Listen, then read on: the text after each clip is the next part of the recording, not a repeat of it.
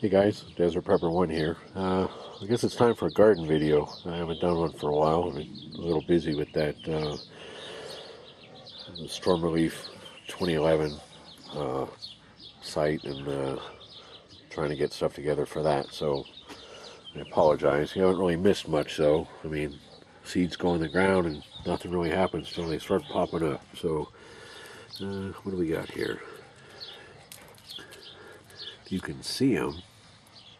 These little guys. These are the Chinese snow peas. They're coming up. They're doing all right. These things actually do fairly well out here until it gets hot. Then they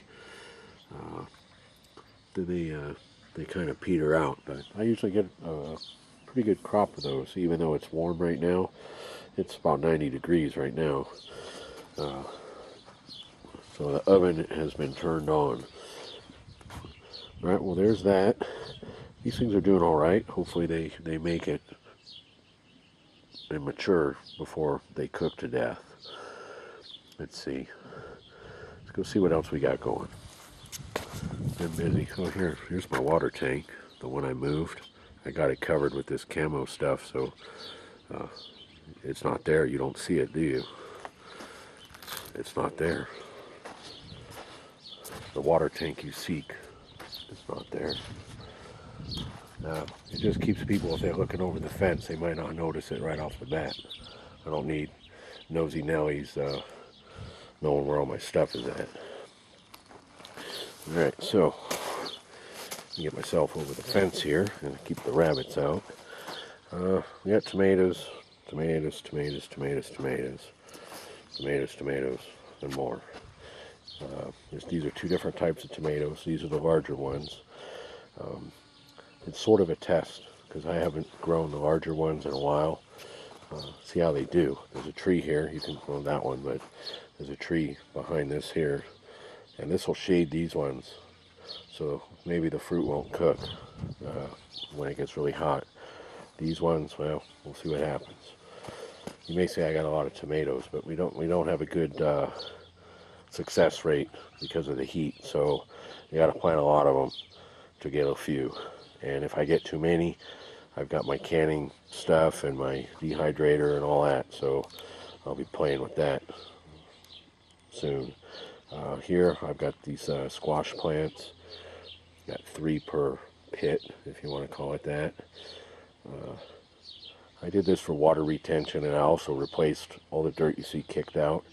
I took most of that out of the hole and replaced that with organic material, so hopefully the squash like that and it doesn't get too hot before they grow and are able to, their big leaves, they'll be able to protect the plants or the fruit or vegetable or whatever, the squash.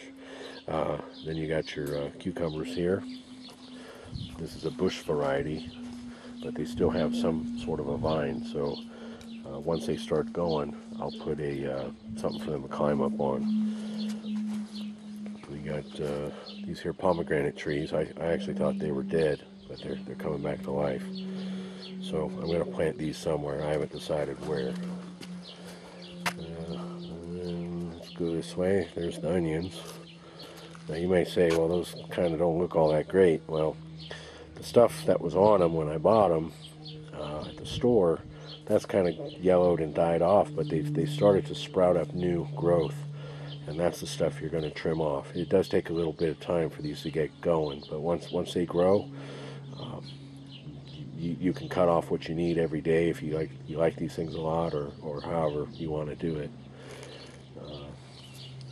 These here are bell peppers, and I actually put them here instead of where the other ones are because of this other tree that's here that you can see the shadow of.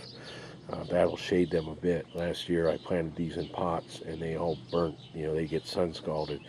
So I decided to try this, see how it goes. Here's the patch that got ravaged by the rat. I replanted, so I got new stuff coming up. These are new radishes. These are the white icicle variety. They're not the red round ones. So that's something different. See how they do. These other ones are obviously growing fairly well. I've always had good luck with radishes and carrots. We got the carrots back there, and the new ones are starting to come up. Try not to zoom in and out too much because I don't want to make everybody sick. But these little things are hard to see. We got this, this is lettuce. There's a couple rows of this. And the spinach is starting to come up here and there. I'm not getting whole rows. I got a fair amount there, but a little of that goes a long way though. So if they don't all sprout, it's not going to break my heart. Let's see. 2 barrels of strawberries. I just put them in there. I don't know, they're adjusting to their environment. They don't look too happy now, but they should be all right. We got some more stuff I got still put in the ground. Cucumbers and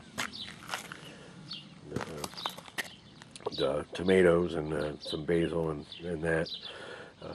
You know, I know it's cheaper to raise your own from seeds, but I got such a weird growing season here. I mean, it goes from like freezing to 120 in about a month, and by the time I sprout stuff, it's dead. I mean, it doesn't get a chance. So I stuck some of these transplants in along with some seeds. See what happens here. These are the beans that are coming up now. I got this row here, another one here, and another one here. So these are bush beans, and then above that, I don't know if you can see them because I can't find them in here. Well, these little green things. What I have here is I got the more of those Chinese peas, and then I got sunflowers that I put there. And what I'm hoping is the sunflowers will grow up, and the peas will climb up the sunflowers. It's kind of a natural trellis, if you want to say. It's kind of a version of the Three Sisters garden, if you've ever looked at that. Kind of what that is. There's a few more cucumbers I've got going. They're going to climb up this. More peppers. They're all doing all right. I mean, they're not dying or anything, so that's a plus. And see here, one of my tomato plants. This is one of the yellow pear tomatoes, and that one is it stays pretty shady most of the day. It seems that one's getting larger than the ones that are in the direct sun, even though they say, there it is, full sun. You know, when it's the oven turns on, full sun doesn't work. So we're going to go that route. I think those ones, my prediction, let's see if I'm right or wrong. My prediction is that those 2 tomato plants there will make more tomatoes than these 2 that are in full sun. We'll see. Like I said, it's an experiment. So, and then last but not least, get over here. I'm tripping over this, killing myself. These are my yogurt pots that I made a week or so ago. What we have here is the zucchini that I planted. I have 3 of them presently coming up, and then these are some yellow squash. I believe it's the crookneck, but I'm not sure. I forget what it was. Something yellow though. I like that stuff. And then there's the tomatoes. These are cherry tomatoes. And see, they still haven't come up yet. It's part of the reason why I bought the transplants. I did find some finally. My local nursery guy, he picked some up for me. And I'll get those in the ground and get them going. By the time these things are the size of those transplants, it's probably going to be June. So, you know, you see what I mean about the growing season.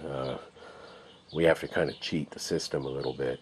I mean, I'm all for starting my own sprouts, and I know I should have did this a lot earlier, but I wasn't on the ball, and time just flies by sometimes. So, you know, if you can do the sprouts, you know, sprout your own seeds, go for it. It's way cheaper, but if not, you got to beat the weather and just buck up and buy the transplants.